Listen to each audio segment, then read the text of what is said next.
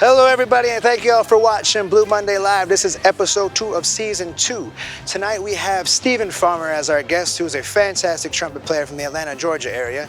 I met Stephen Farmer about, 5 years ago, playing some music here in Austin. I'm a sax player myself, so playing in a lot of horn sections, it's important to have a great trumpet player. Got Stephen Farmer on tonight. We're also going to be extending our blues history segment into learning about Antones tonight.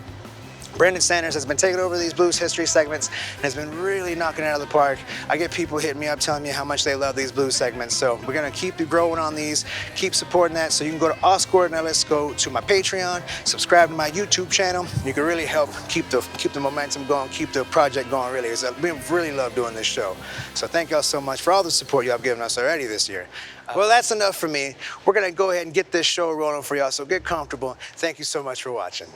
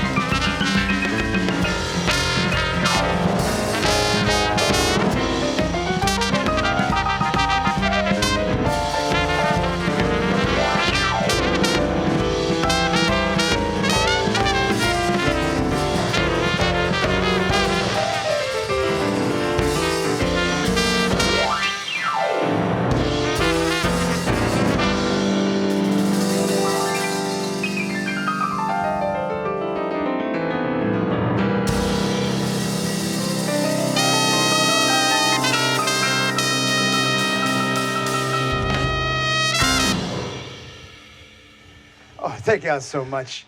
Renee Lopez on that drum, Stephen Farmer on the trumpet. I'm Oscar Ornelas. Thank y'all so much. In 1991, Austin, Texas took on the title of Live Music Capital of the World. It wasn't without reason, as it hosted the most live music venues per capita in the United States. While you could debate which venue is the most iconic in Austin, when it comes to the blues, one in particular stands out: Antone's. Clifford Antone, born in 1949, moved to Austin in the late 60s to study at the University of Texas.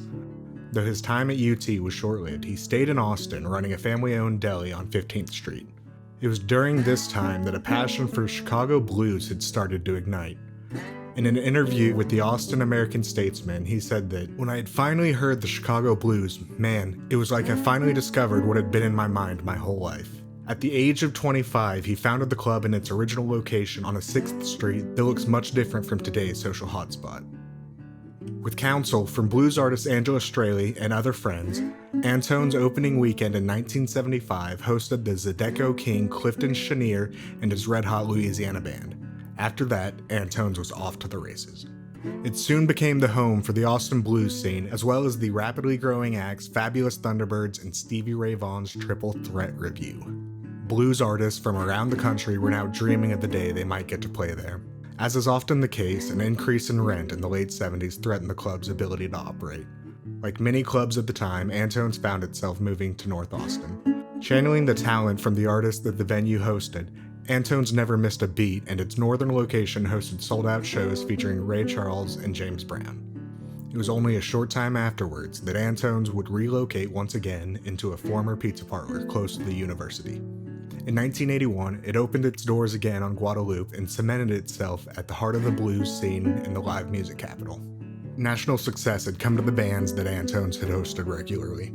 The Fabulous Thunderbirds and Stevie Ray Vaughan and Double Trouble would go on to share their love of the venue with many of the acts they played alongside. Not exclusive to blues artists anymore, the Guadalupe location hosted rock and roll acts with national acclaim, including but not limited to U2 during their famous Joshua Tree tour. Antone's made that location its home through 1996. A year later, it opened once again downtown on West 5th Street. This location continued the traditions of the club's former buildings and hosted many great acts as it grew Austin's music scene. The club remained there until 2013, when it moved to East Riverside for a short time after a change of ownership. Shortly after that, the club changed hands again and opened in its current location on East 5th Street, just blocks away from its founding location. Over the years, Antone's overcame adversity time and time again. Its resiliency through economic crashes, relocations, and founder Clifford Antone's troubled life simply highlights the importance this club had and still holds in the city of Austin. Clifford Antone passed away at 56 years old in 2006. Late in his life, he operated many charitable organizations, both for his community in Austin and in response to Hurricane Katrina back in Houston. With the historic nightclub still bearing his name, he is remembered as one of the core reasons that Austin became the live music capital of the world.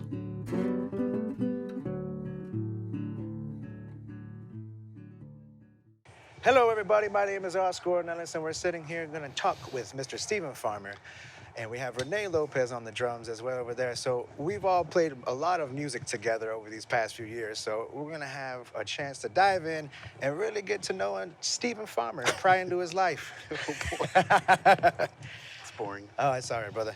We're all having a boring life nowadays. Yep. So I wanted to say thank you for coming on the show first and foremost. Thanks for having me. Oh, yeah. Really putting my friends out here first, because it is a weird year with a global pandemic, and we want to be as safe, as serious as possible.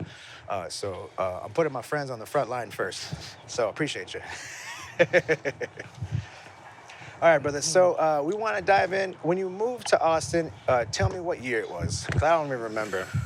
It was 2012. Yeah. It was the Monday after Thanksgiving, because I knew about the big race, the F1 race, and I knew that'd be a bad week to move here, or just figured it might be. I don't know. I just thought, maybe just let that get out of the way and then move here. So right after the race was done, I was like, okay, let's load up our Mitsubishi Montero full of our worldly possessions and drive 14 hours to Austin, Texas. I love it. Did you ever spend any time here before you moved over I here? had played with a band before. I toured pretty heavily with a band called Mandarico.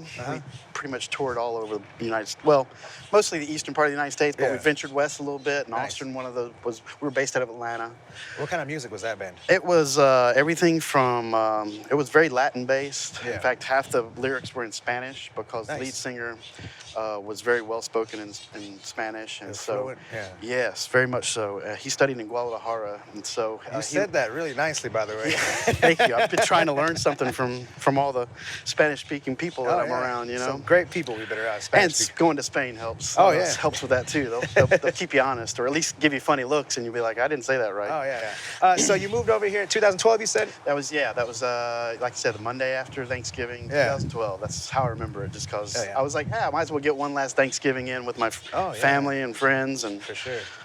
Then packed everything up and headed out. Didn't know a soul here. Yeah. So, but I just knew that it was a good music town, and I had a list of places that I was gonna choose from, and also I just had to pick a place. And so I think I had like Colorado or Denver and Portland and Charleston, South Carolina, and Asheville, North Carolina on that list. Oh, wow. New Orleans was on that list, but I knew they had plenty of horn players. Oh, yeah. And so Renee, when did you move here? Fall of 2012. 2012 as well? 2012, Yeah. Okay, cool. Same same time. Yeah, time. that's what's up. So Atlanta, you started in Atlanta though. So I tell me grew about up your beginning with trumpet playing. I grew up about 40 miles west of Atlanta. Okay. A place called Douglasville, Georgia. Okay. And how big is that town? when I was growing up, it's definitely actually much bigger now. Yeah.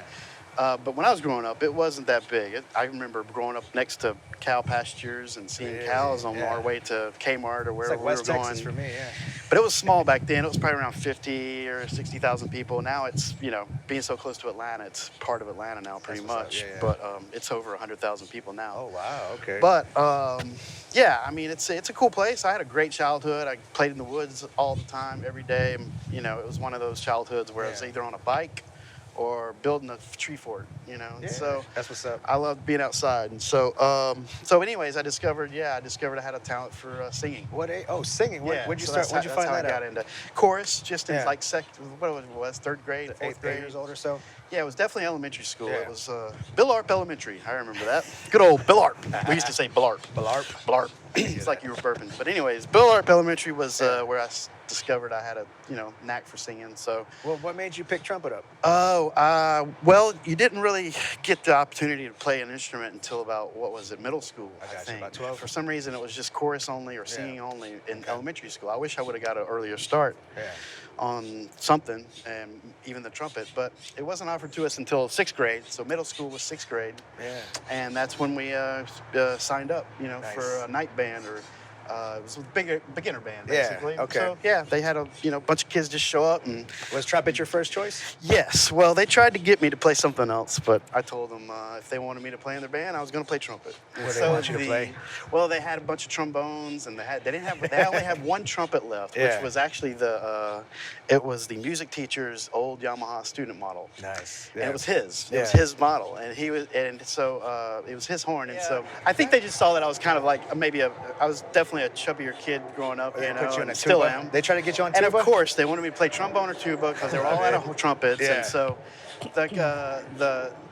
Mr. Price was his name, and he's not with us anymore. But he was probably one of my most influential teachers growing up, music teachers, and he was awesome. This guy was just like salty of the earth, a little bit crazy, but in a good way. Yeah. And played the hell out of clarinet. And Oh, this yeah. guy could just jam clarinet, Really? saxophone, That's you name awesome. it.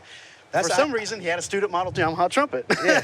And he was like, "You can have my trumpet, and I'll let you borrow it until you figure out something else." And What I was you like, wanna do. "Awesome." So I joined the band, and I was pretty much, as soon as I got old enough to challenge people, I was pretty much first chair all the way from then until college. That's so. what's up. So you said you were in choir. Did you sing in Spanish? I sang a little bit of backup vocals. I was about to ask you about band. that. Yes. Yeah. Oh, I had. Well, I faked it very nicely. I used all my skills at being able to lip sync. Yeah. So And kind of pronounce the words. you have to. I mean, I know, like, I'm not very good. I'm not fluent in Spanish. I try my absolute hardest. So when you got to high school, you're playing. You excelled, And then what made you want to continue on like playing music after high school? I guess it was just, I kept having, teachers tell me that I was good and that I should keep. Did you get like keep going. scholarships to Oh, college yeah. and stuff? Yeah, Okay, yeah, cool, yeah. cool. That was part of the deal with going to. I really wanted to go to University of Georgia, which I'm a diehard University of Georgia fan. Go Dogs! Go And Dogs. so one of my regrets is not going to school there, but they didn't offer as much scholarship Gotcha. because they had 150 trumpet players at University of Georgia. Where'd you end So up? I went to Georgia State. I started off at a smaller school out west just to get started. That was West Georgia. West Georgia. That And sounds that terrifying. was tiny. Yeah, it was tiny school. Now it's a university. It's the University of West Georgia. They're Oh, moving yeah. up. They're moving up now. That's what's up. But there was West Georgia College back then. I went Yeah. there for 2 years, and I met the jazz teacher there was Dan Bacos. Dan Bacos. And he really got me kind of turned on to the jazz program, and he saw some talent in me, and so he wanted me to join the band, and I did, and I didn't know a lick about jazz. Renee, did you ever play Tejano music or Spanish music down south? Not professionally, but Renee's definitely. from Brownsville, Texas, has a degree from the University of Texas. And Matthew Broadnax, one of our assistant producers, has a University of Texas degree as well. Shout out real quick. But tell me about your experience with college, and then if you have anything to ask Farmer about similar experiences, what you got? I mean, college for me was very intense, as I would imagine it is for any instrumentalist going through it. There's a lot of lessons, obviously ensemble work. 8 hours a day of practicing. Oh man, I missed all that. Yeah, it's pretty intense. Yeah. And so, I guess with me, you know, I was very heavy classical all the way from the beginning up until college. Yeah. I didn't really discover the drum stuff until I was about like 20, 21 years old. Serious? So it's all percussion stuff? Do you know xylophones and all that too? Oh yeah. That was my professor, Dr. Barrett, Yeah. here at the University of Texas. Yeah. His specialty is marimba, so he's one of the baddest dudes in the Really? planet. Hell yeah. But I got into jazz around that time in college, just as you were saying. So like, how did you start picking up, playing the blues? Were you transcribing? Were you were you listening? What were you It was doing? a little bit of everything. I was definitely strictly a reader up until about, I guess, around college time. I started, trying to play a little bit more with my ears. wild, and using it. But it was foreign to me, so it took a while to get comfortable at it. And I'd always, just as far as blues is concerned, strictly blues and really rock and roll in general, it was always just kind of something I listened to on the radio. But I want to ask you about your experiences, like with horn sections, though, because like that is there's a big difference between being. I was a lead saxophone player in rock and roll bands and stuff like that, but I never really did a horn section, so I started working with like you. And you know me, I can't read music very well. So like, what's it like working with different types of horn players in the sections? I like it. It's one of those things. I guess I just was kind of used to it, by playing in so many bands growing up and wind ensembles and things like that. You just listen to other people. Yeah. And you learn to play along with other people and just, it's definitely something that I prefer as opposed to playing solo all the time. Yeah. I mean, there's good parts to that too, but I just like a good fat horn sound. Yeah. There's something about it. Trombones, berries. Just everything blending together and just being a solid wall of sound is nice. And so I've always enjoyed that, whether even it's been, lately I've really been getting into mariachi because that is where, it's Mariachi? pretty much, Mariachi? Mariachi. Sorry. Mariachi? I don't know. I'll mispronounce everything, So but anyways. how do trumpet players butt heads? Like I know Renee can play with any other drummer and complement them, but you have some drummers who can't play with each other. Some trumpet players can't. Sometimes. I can get along with anybody because I let most people do the hard work if they want to do it. I'm like, go ahead, I'll just sit back. I get paid the same. Yeah, right, exactly. So what's it like working with like someone you might potentially butt heads with, I didn't say anybody's name. No, of course, I'm not either. No, it's definitely a challenge, but it actually, I like it sometimes because it makes me play differently than I normally would. Yeah. It makes me play a supporting role. If I'm playing with a trumpet player that wants to play I the whole time and he's wanting to take all the lead lines, that's fine with me. Save that lip. I get to take a break and I'll play low stuff and just sectionalize it, which means basically just playing underneath it and let them go with it, because otherwise you have two people playing at the same high stuff, it gets annoying. Even as a trumpet player, you have to have that. You have to have that so well rehearsed. Like the band Chase we were listening to on our drive back from West Texas last week. Like was awesome, that's 4 trumpet players, and all of them have to be in tune, and like they're all above the register. It's crazy. And so stuff like that. So ideally, what's your ideal horn section makeup of? I mean, I try to keep it simple because you don't, obviously the more people you start involving, it's harder to get people to rehearse and all that. But so I try to keep it simple, and my ideal is 3 people, and that's a tenor, trumpet, and trombone. I think that works great. We did that in Hector for a while. Yeah. This is the thing that the show is about the blues, okay? And you said you didn't really play the blues till you got to Texas. No, not really. So like as far as I listened to it. Yeah. Well, what has the East Austin blues culture specifically mean to you? Because I know through Renee, through the Long Branch, through Dozen Street, Skylark, we've all had this very huge communal time together. What is the blues scene to you here in Austin? Well, I guess that was what I was about to get into with the older guys. I think it wouldn't be anything without the older guys. Oh, yeah. And so, I never like to call people out, but Harold McMillan's been great. Obviously, we're here because of him. Yeah. But it's been great meeting people and being able to hang out with guys like him and Matthew Robinson and some other guys that have just been around for a long time and love playing blues, you know. And they play it, you know, whenever they can. And so I see that love that they have for the music and the history and all that. And so it's great to be able to learn from them and kind of pick up the passion from them. You know? So carry on the torch, you know. Like, you know, we're getting into blues history, you know, for the show. Brendan's doing a fantastic job with that. You know, we're having the blues history on the Victory Grill. You know, we're having blues history like on Antone's. You know, Skylark. We want to feature a lot of these clubs that have planted the seeds for us to continue to prune and grow this scene. So I appreciate you coming on the show and doing this, man. Really nice. Thank you, Renee, for being a part of this as well. Thank you, everybody, for watching. We're going to take a quick little break and kick off some more music. Go to OscarOrnelas.com and subscribe to that YouTube channel, please.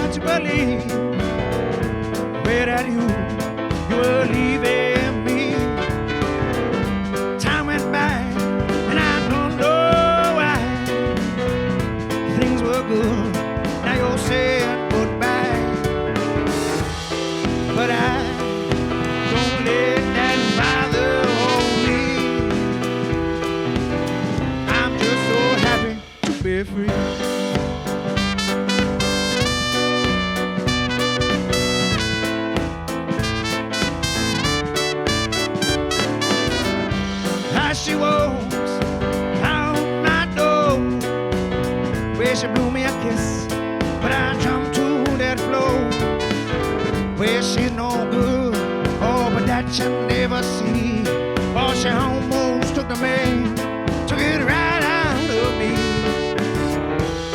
but I don't let that bother me, well, I'm just so happy to be free.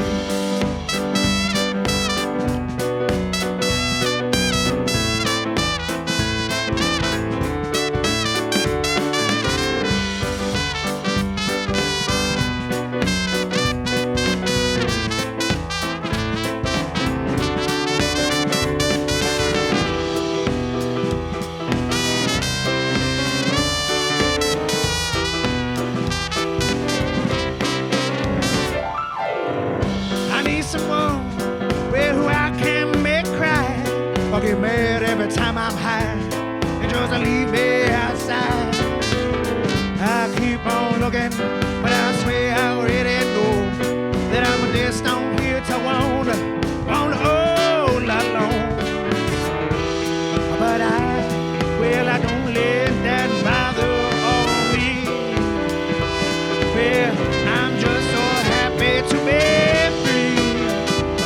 Well, I'm just so happy to be free.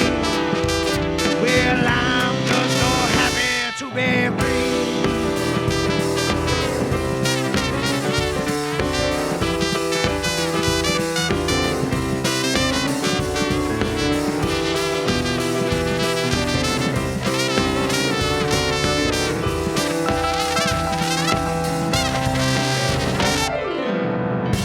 Well, I found it so hard to believe, well, that you were leaving me.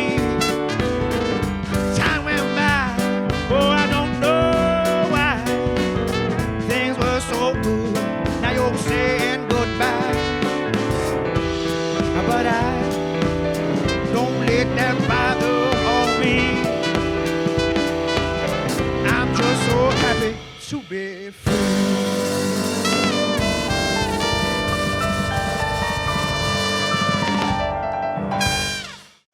Well, thank y'all so much for watching the show this evening. We had a really good chance there to learn about Stephen Farmer, fantastic trumpet player out of Atlanta, Georgia. We got a chance to learn more about the history of Antone, which is an important venue still to this day in the Austin, Texas area. So please check out all the ways you can help support all of our artists, all of our venues, all of our backstage hands, everybody in need. There's a lot going on in the world right now, so we're really grateful to have you watching and help and support this show. So spread the love. Check out Dawa, check out the Sims Foundation, check out HAM as well here in Austin. There's a lot of great organizations that are really putting their foot forward and really helping these people out in need, helping myself out in need as well. So next week we're gonna have Bryce Powell as our guest. Oh, we're gonna play a lot more music. I get to play some saxophone as well on this one. So really excited about playing that song for y'all next week as well. And we'll be learning about the Skylark Lounge, which is another amazing East Austin legendary venue. So we gotta support all these people, support all these venues, do what you can. Go out there and be a light. Thank you so much for watching. See y'all next week. Time has been so long, but every day I still dream of you. One time I lost my mind. I went out looking 'cause I thought I could find another love more precious than you. Now I'm in love with a woman that I don't even know. Well, I can't forget about her. She has some kind of soul. Well, lost is what I'm feeling when she slips from my mind. But something pulls me closer to this love I can't find.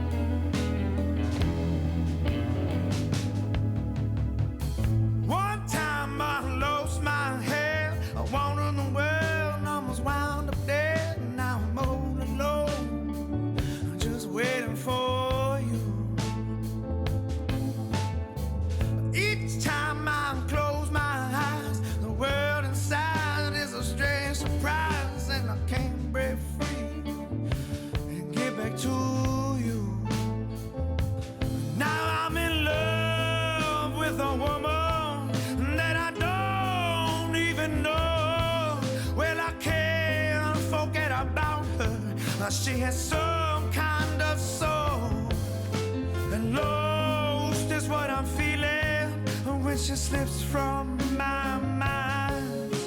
Something pulls me closer to this love.